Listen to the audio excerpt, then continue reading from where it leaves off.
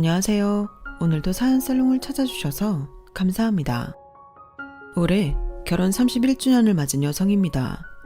저는 살면서 기적을 경험한 적이 단 한 번도 없었어요. 그 은한 복권 한 번 사본 적이 없을 정도로 기적이니 행운이니 한 건 거의 믿지 않는 성격이죠. 그런데 얼마 전에 기적이라고 해도 과언이 아닐 정도의 기막힌 경험을 하게 되었어요. 우리 부부에겐 아픈 손가락이었던 막내 아들이 시련을 딛고 일궈낸 성과였기에 더없이 기쁘고 동네에 막내 소문을 내고 싶어서 이렇게 사연을 보내게 되었답니다. 우리 막내는 처음부터 우리 집 아이는 아니었어요.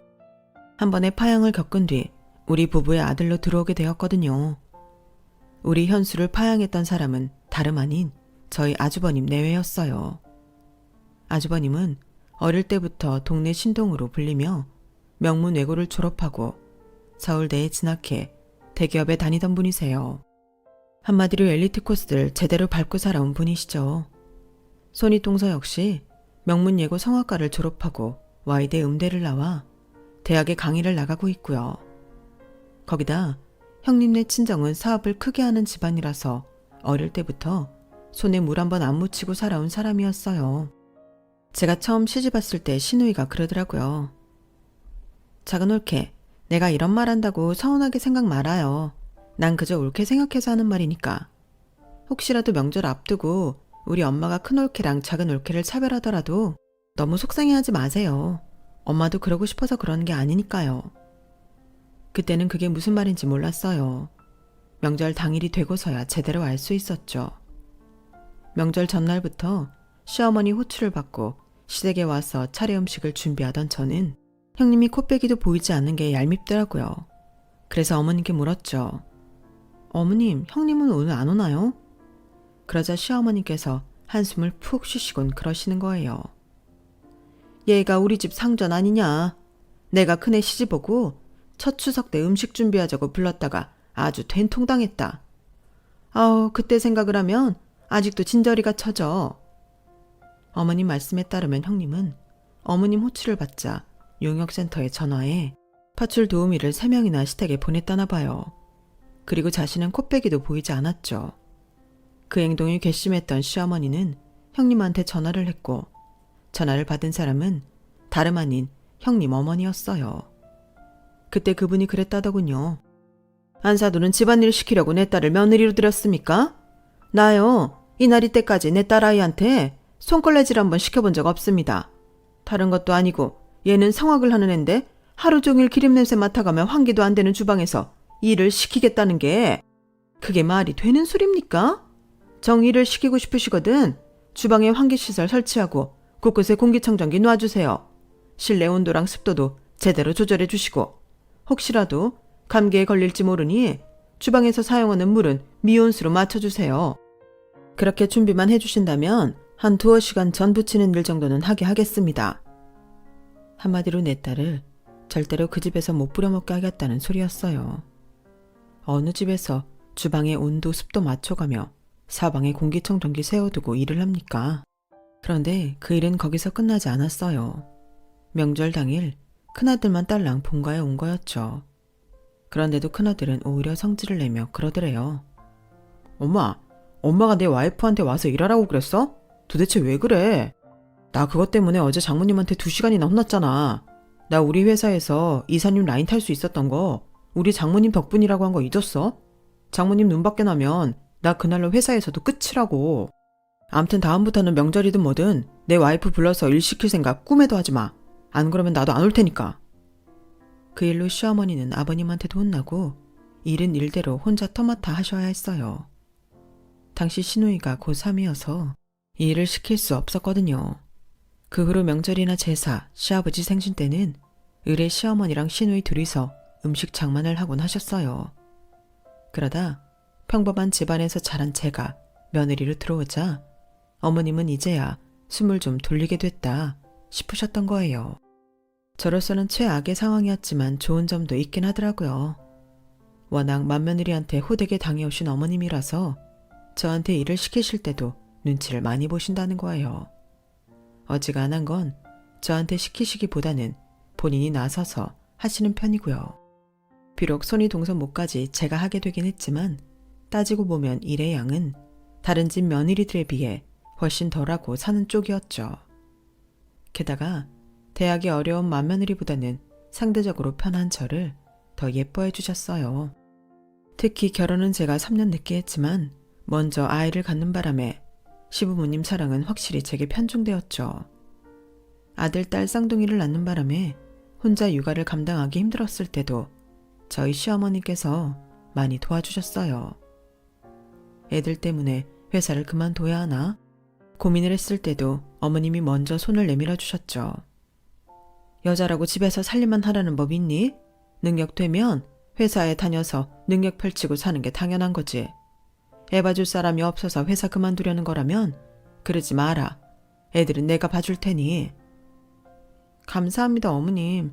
안 그래도 어머님께 말씀이라도 드려볼까 하다가 애가 하나도 아니고 둘이나 되니까 염치 없어서 말도 못 꺼내고 있었는데 먼저 이렇게 말씀해 주시니 너무 감사해요.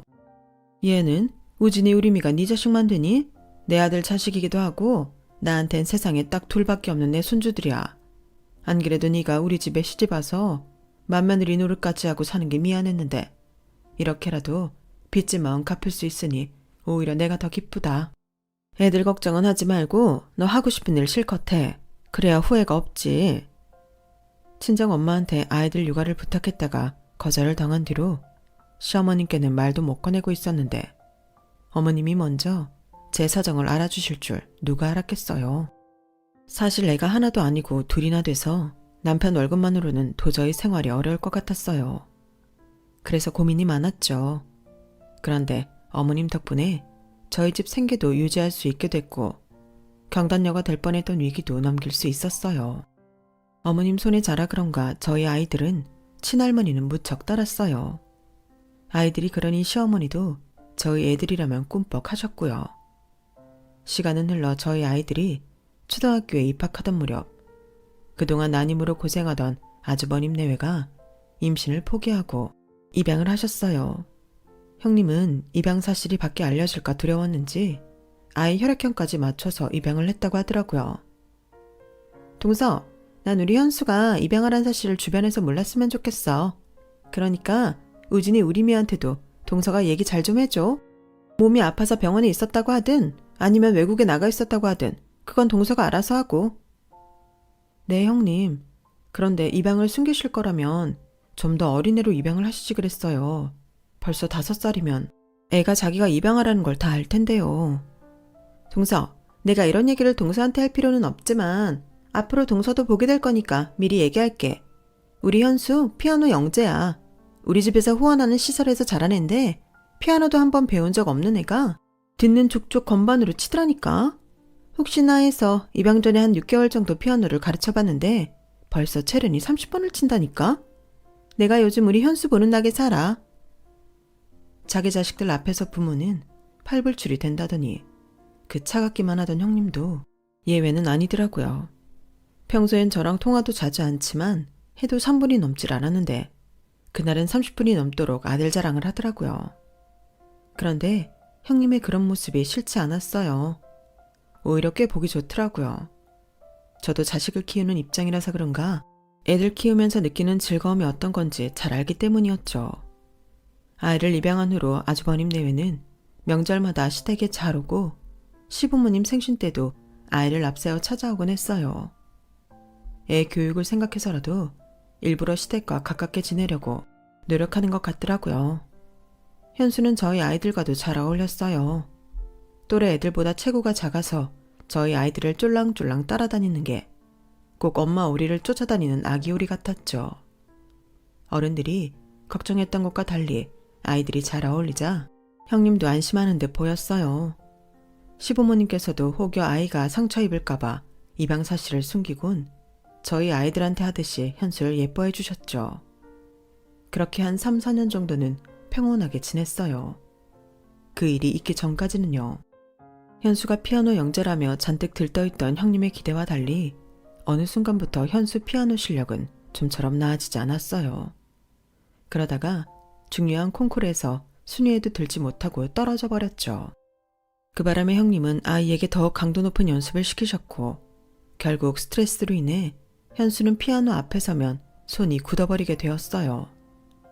운동선수들이 겪는 입스와 같은 상황이었죠. 당연히 병원에서는 신체적으로는 아무 이상이 없다고 했지만 아이는 좀처럼 피아노를 치지 못했어요. 아이 문제로 신경이 예민해진 형님은 한동안 명절에도 시댁에 오지 않았어요.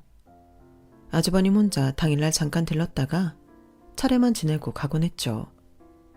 그런데 이듬해 설에 아주버님을 통해 충격적인 소식을 접하게 된 거예요. 네? 파양을 했다고요?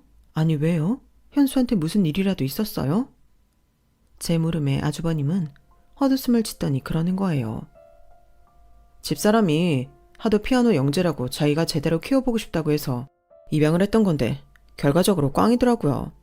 영재면 뭐예요? 피아노 앞에만 가면 벌벌 떨고 울기만 하는데 집사람이랑 한 반년을 그것 때문에 싸우다가 결국 다시 보내버린 거죠.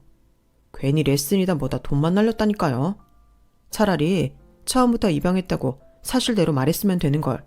집사람이 여기저기 거짓말을 해놓은 통에 내 자식 버린 나쁜 놈처럼 됐잖아요. 그래서 그냥 주변에 애 유학 보낸 걸로 했어요. 재수씨도 애들한테 그렇게 말해주세요. 아이의 인생은 전혀 고려하지 않은 채 자기들 체면만 걱정하는 모습을 보니 정말 역겹더라고요. 남편도 저랑 같은 생각이었는지 자기 형한테 처음으로 소리를 지르더라고요. 그걸 말이라고 해? 자식으로 받아들였으면 끝까지 책임을 져야지. 자기들 구미에 안 맞는다고 자식을 버려? 그렇게 가벼운 마음으로 입양을 해선 애한테 상처를 줘도 되는 거냐고. 형수 탓할 거 없어. 내가 보기엔 형도 형수랑 똑같아 보이니까. 지금껏 남편과 살면서 그렇게 화를 내는 건 처음이었어요. 하지만 이번만큼은 화를 내는 게 당연한 상황이라 저도 남편한테 힘을 실어주었죠. 이 말이 맞아요. 어른이면 어른답게 처신하셨어야죠. 한 아이 인생을 그렇게 망가뜨려 놓고선 그깟 돈 아깝다는 소리가 나오세요? 자기들 욕심 때문에 입양했다가 성에 안 찬다고 파양해 놓곤 나쁜 소리는 듣기 싫으신가 봐요. 그런데 이번 일만큼은 저도 아주버님이랑 형님한테 좋은 말은 못하겠네요. 정말 최악의 인간이에요. 그날 우리 부부가 왜 그렇게 화가 났던 건지 그 이유는 잘 모르겠어요. 우리가 아이를 키우는 부모 입장에서 그런 건지 아니면 저희 아이들과 친형제처럼 뛰어놀던 현수가 눈에 밟혀서 그랬는지 모르겠지만 집에 돌아와서도 현수 생각이 지워지지가 않았어요. 그런데 그날 밤 저희 아들이 안방에 들어와 그러는 거예요. 엄마, 현수 우리 집에 데려오면 안 돼? 아까 큰아빠가 하는 소리 다 들었어. 현수 다시 시설로 보낸 거지? 맞지? 어른들이 다들 쉬쉬했지만 아이들끼리는 이미 현수가 시설에서 자라 입양이 됐다는 사실을 알고 있었더라고요. 현수가 말해줬어. 자기는 입양하라고. 그런데 현수는 큰아빠랑 큰엄마가 자기를 안 좋아한다고 하더라. 그래서 우리 집에 입양됐으면 좋았겠다고 그러더라고. 엄마, 현수 우리 집으로 데려오면 안 돼? 아들의 말에 남편도 저도 쉽게 대답을 할 수 없었어요. 입양이라는 게 기분에 따라 쉽게 결정할 수 있는 일은 아니니까요. 한 사람의 인생이 달린 중차대한 일이잖아요. 그걸 가볍게 생각했던 어른들 때문에 이미 한번 마음의 상처를 입은 아이에게 또다시 상처를 줄 수는 없으니까요. 그래서 일단은 현수가 있는 시설에 매주 찾아가서 아이의 마음부터 달래주기로 했어요. 비록 우리 부부가 자신을 파양한 건 아니지만 그래도 한 집안 사람이니 혹시라도 현수가 우리를 피하지 않을까 생각했었는데 오히려 그 반대더라고요. 우리 부부와 아이들을 보자 현수가 환하게 웃으며 달려오는 거예요. 그리고는 저희 아이들과 신나게 뛰어놀더라고요. 그렇게 반년 가까이 매주 현수를 만나러 다니던 우리 가족은 드디어 현수의 입양을 결정했어요. 앞으로 명절이다 뭐다 집안 식구들과 부딪혀야 하는 문제도 있어서 먼저 시부모님께 말씀을 드렸더니 흔쾌히 찬성을 하시더라고요.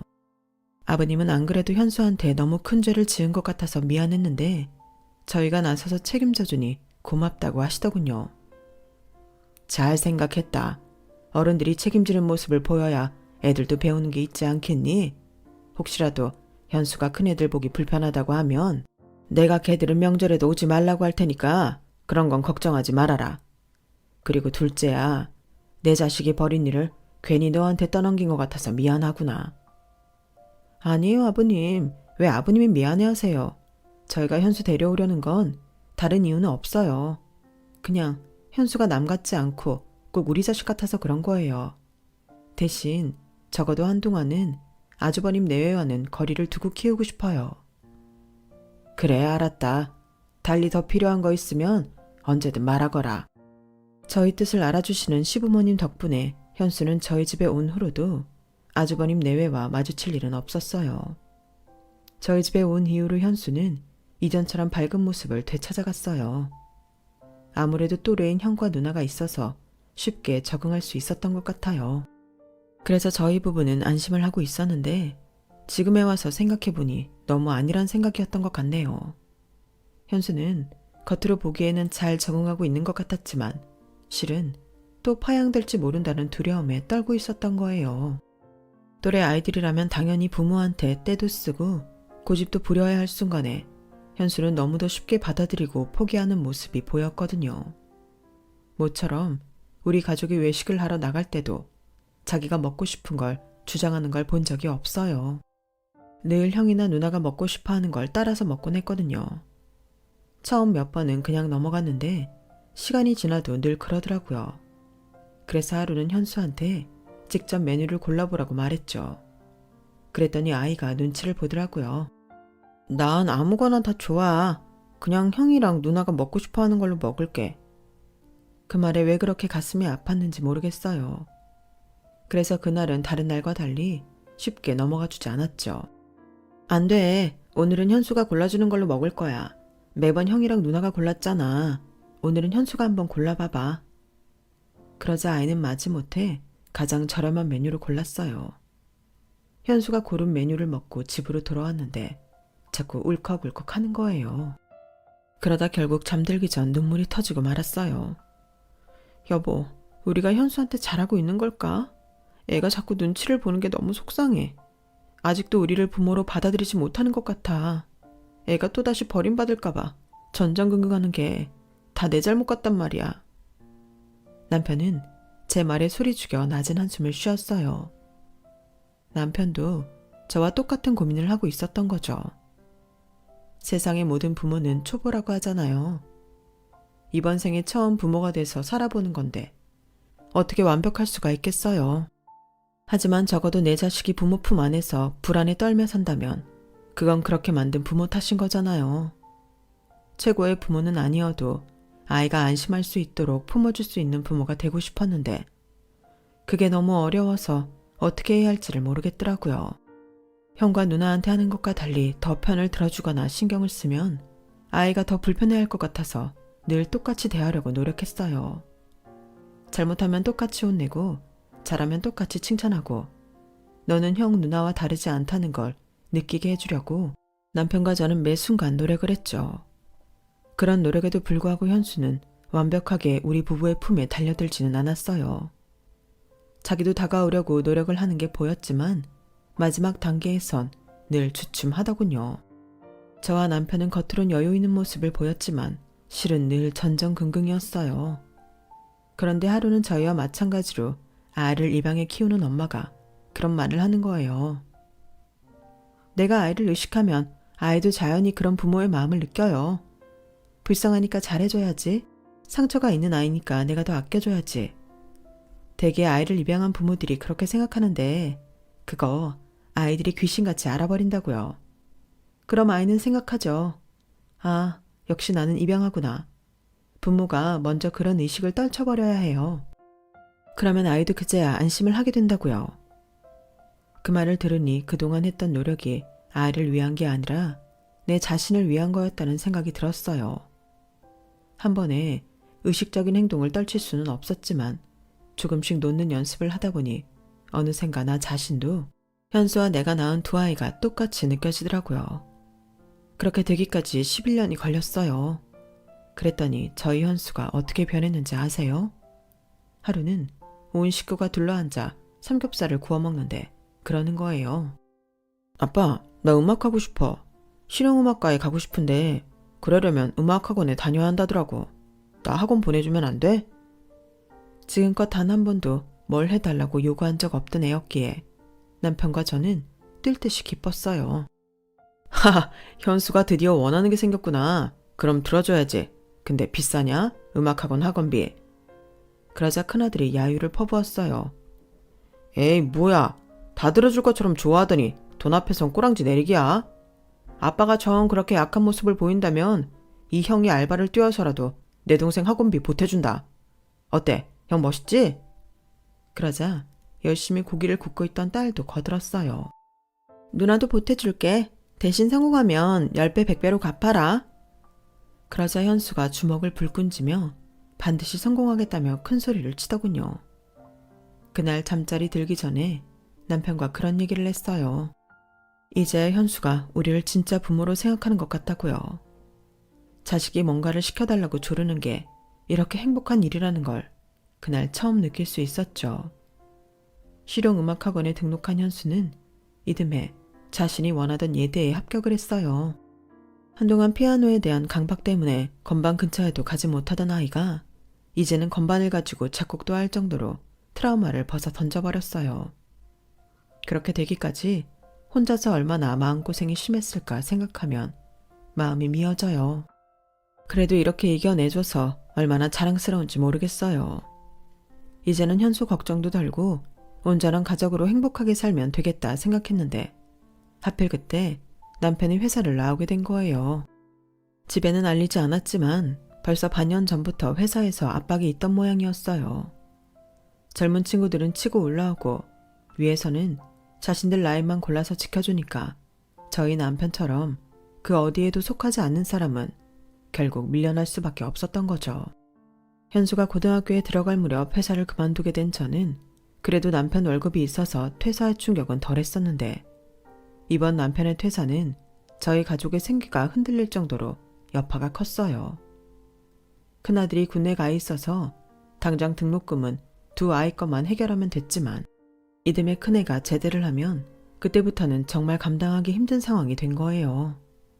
남편은 어떻게든 재취업을 하려고 노력했지만 현실적으로 불가능한 상태였고 저 역시 40을 넘긴 경단녀였기에 취직은 어려운 상태였어요.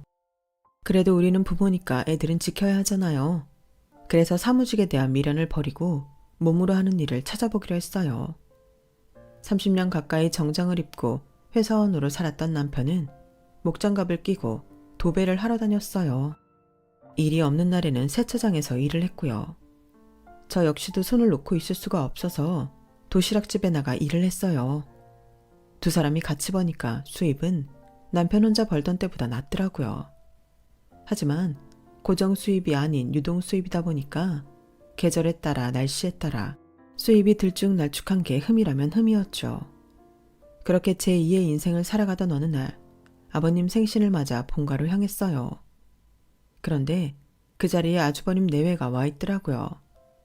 10년 넘게 시댁엔 발걸음도 않고 살더니 그때는 무슨 바람이 불었는지 내외가 나란히 와 있더라고요. 형님은 현수를 보더니 기가 차다는 듯 비웃었어요. 그리고는 제게 비아냥거리더라고요. 동서도 참 고생을 사서 한다. 현수 실용음악과 다닌다며? 그 비싼 레슨비 대주면 시킬 때는 못하겠다고 울고 짜더니 가난한 동서집에 가서는 염치 없이 학원 보내달라는 말까지 했다며?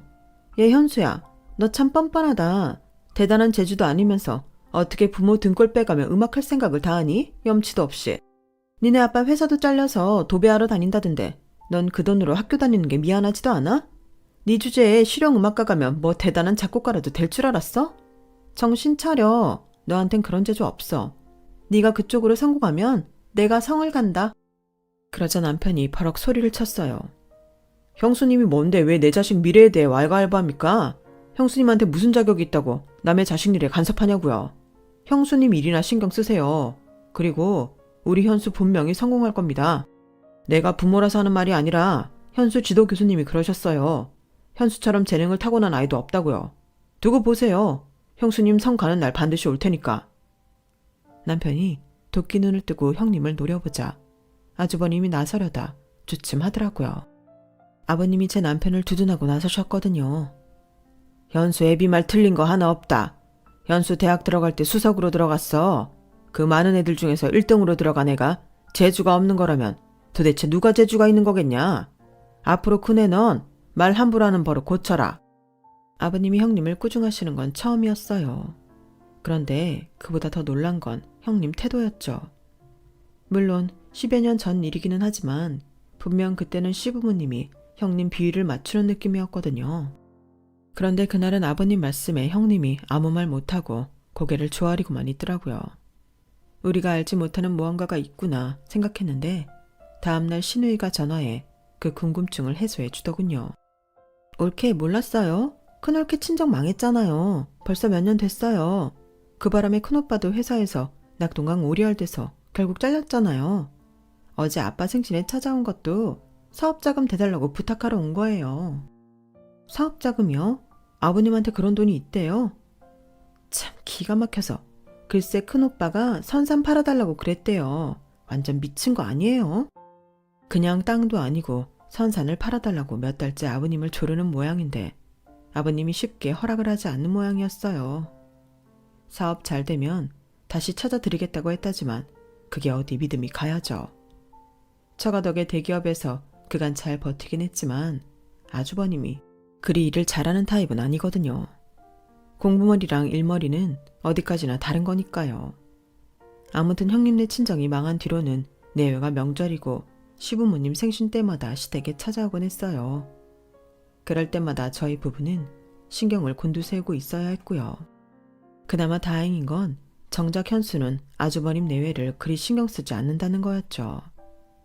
그렇게 선산을 뺏으려고 본가 문지방에 닳도록 드나들던 아주버님 내외는 아버님이 선산을 제 남편 명의로 돌려버리자 본가의 발걸음을 딱 끊었어요. 다시 얼굴을 보게 된 건 저희 딸 결혼식 때였죠. 대학을 졸업하고 직장생활을 시작한 딸은 이듬해 CC였던 대학 선배와 결혼을 했어요. 안 싸더니 말기암 투병 중이라서 하루라도 빨리 식을 치르자고 해서 어쩔 수 없이 서두르게 된 거였죠. 그러다 보니 준비된 돈도 없고 정말 막막하더라고요. 솔직히 그땐 아버님께 말씀드려서 어떻게든 도와달라고 해볼까 생각했죠. 그런데 글쎄 현수가 제 누나 결혼 자금으로 쓰라며 1억을 내놨지 뭐예요. 딸아이는 물론 우리 부부도 놀라서 아무 말도 못하고 있었어요.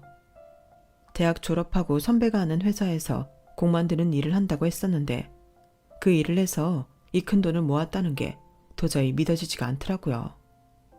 제가 그쪽 사정을 잘 모르는 것도 있지만 아무리 그래도 1억이 류직 걔 이름은 아니니까요. 현수야, 너 이 돈 어디서 난 거니? 혹시 사채나 그런 거 쓴 건 아니지? 그러자 현수는 깔깔대고 웃으며 그러는 거예요. 엄마, 아들을 그렇게 못 믿어? 설마 사채로 돈을 빌렸겠어. 그동안 내가 만든 곡들이 꽤 팔렸어. 아직 정산이 덜 돼서 지금 내가 가진 게 이거밖에 안 되는데 아마 앞으로는 더 많이 벌 수 있을 거야. 내가 그랬잖아. 난 꼭 성공할 거라고. 아빠도 나 믿는다고 했잖아. 그런데 고작 1억에 이렇게 놀라면 내가 섭섭하지. 누나, 이 돈은 예전에 누나가 알바해서 나 학원비 대준 거에 이자 좀 붙인 거니까 부담 갖지 말고 써. 그리고 시집가서 그 집 사람들한테 절대 꿀리지 마. 누나 뒤엔 잘난 이 동생이 있으니까. 알았지? 막내의 성공 앞에 큰아들과 딸은 환호성을 지르며 춤까지 췄어요. 요즘 애들은 참 감정 표현도 솔직하더라고요. 옛날 사람인 우리 부부는 벙찐 표정으로 놀쉬울만 불켰는데 말이죠. 그렇게 딸은 지 동생이 준 결혼자금으로 결혼식을 올리게 됐어요. 결혼식 날 현수는 자기 회사 가수들을 불러 축하 공연까지 해주었죠. 그 모습을 지켜보는데 자꾸 눈물이 나는 거예요. 딸 결혼식인데 막내 아들 때문에 눈물을 흘리고 만 거죠. 그렇게 결혼식이 잘 끝나는구나 했는데 결국 사단이 난 거예요. 친인척들 중에 몇몇이 친구들과 공연을 한 현수를 알아본 거예요. 좀 전에 건반 치는 현수 맞죠? 제 어릴 때도 피아노 신동이라고 이 집 큰며느리가 자랑하고 그랬었잖아요. 근데 왜 제가 제 작은 엄마를 보고 엄마라고 불러요? 현수 쟤는 큰집 아들 아니었어요? 누군가 던진 한마디에 식장은 어수선해졌어요. 그러다 집안 어른 한 분이 형님한테 대놓고 물으셨죠. 아가, 쟤네 아들 아니냐? 네가 피아노 신동이라고 자랑하고 다녔었잖아. 그러자 형님은 벌개진 얼굴로 누나를 굴리며 말했어요. 맞아요. 저희 아들이에요. 애가 어릴 때부터 작은 집에 자주 놀러가고 그러다 보니까 작은 엄마한테도 엄마라고 부르며 사네요. 형님은 쓴웃음을 지으며 상황을 정리하려고 노력했어요. 그런데 그 순간 현수가 형님한테 다가가 회심의 한마디를 해버리고 만 거예요. 저 파양하셨잖아요. 그 말에 식장에 있던 사람들 시선이 형님 내외한테 쏠렸어요. 형님은 현수의 입을 막으려고 손을 휘저었지만 소용없었어요. 그러기엔 현수 키가 많이 컸거든요. 피아노 신동인 줄 알고 입양했다가 콩쿠르 떨어지자마자 쓸모없다고 다시 시설에 버려놓곤 왜 거짓말 하시냐고요. 두 분이 버린 저를 데려다 아들로 키워주신 분은 당신들이 아니라 저기 혼조석에 앉아 계신 우리 부모님이세요. 저한테 재능이 없다고 내가 성공하면 성을 가겠다고 하셨던 분이 막상 제가 성공하니까 아들인 척 하고 싶은 건 아니죠? 그런 게 아니길 바랄게요. 저는 수백억을 준다고 해도 당신들 아들은 하고 싶지 않으니까요. 두 분 가슴엔 사랑이 없거든요. 오늘 우리 누나 결혼식에 와주신 건 감사하지만 조용히 식사나 하고 가세요. 오늘은 기쁜 날이라서 당신들 얼굴 보고 기분 상하기 싫으니까요. 담담하게 자기 할 말을 하고는 제 곁으로 온 현수는 제 손을 꼭 잡았어요. 커다란 손이 바들바들 떨리고 있더라고요. 그래서 두 손으로 내 아들 손을 꼭 쥐어주었죠. 비록 작은 소동은 있었지만 딸아이 결혼식은 무사히 마칠 수 있었어요. 운명처럼 우리 부부한테 와서 오늘 같은 기적을 일으켜준 내 아들 현수. 이 정도면 엄마로서 자랑할 만하죠. 비록 한 번의 상처는 있었지만 우리 아이들이 앞으로는 날개를 활짝 펴고 저 높은 하늘을 훨훨 날 수 있었으면 좋겠어요.